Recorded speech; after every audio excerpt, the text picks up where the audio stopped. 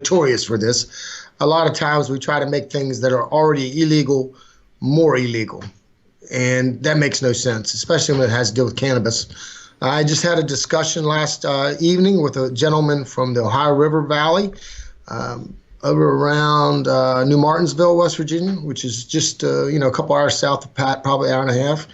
And him and his wife are both Republicans, and they basically think that we went too far on the war on drugs. And I agree. It's, like I told him, and the numbers, I'm a fact-based guy. I look at research. And when it comes to cannabis, especially for medicinal purposes, it's very clear the evidence is overwhelming.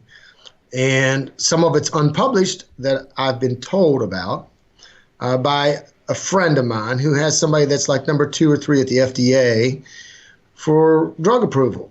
And they've already studied it, but they won't publish their findings because Big Pharma won't probably like it.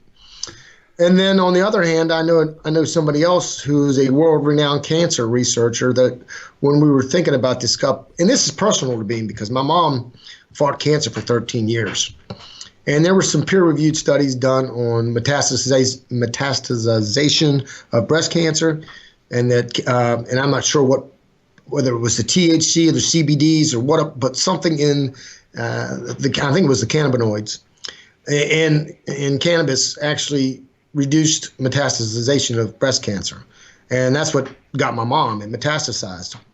And so I reached out to a world-renowned researcher that happens to live the next county over and asked her straight up. And she said, well, yeah, no doubt it's got uses. And the only thing she said, and I kind of agree with this, is, we don't want kids that their brains are not fully developed should not be using cannabis unless they have a major health problem like there's a lot of children that have these seizures, Crohn's, ulcerative colitis.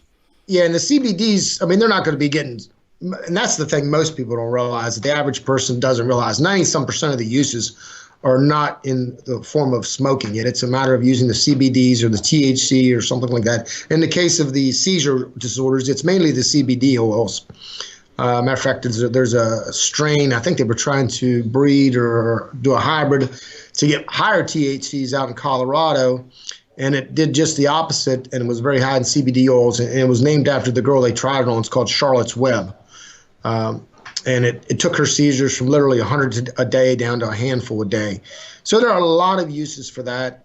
But on the other hand, we have this heroin problem in West Virginia, an opioid problem. And supposedly the states that have passed that, their average reduction in overdose deaths is about 24.8% if they have medical marijuana.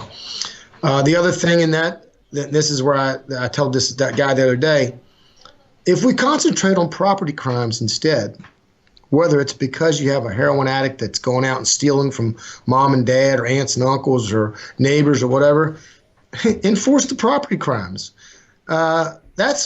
We've spent so much resources sometimes going after people where there's not they're peaceful people.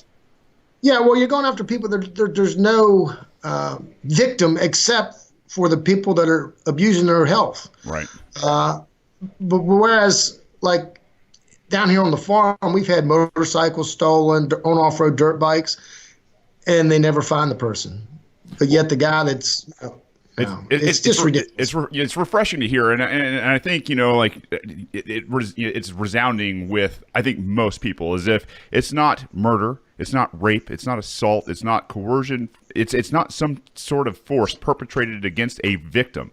Then there really isn't a crime, right? Like that's what real crime requires. So as a governor, I mean, is your directive, hey, listen, we gotta stop throwing people in cages, and we gotta start getting down to these more ferocious types of crime that use force. Is that your directive as a governor?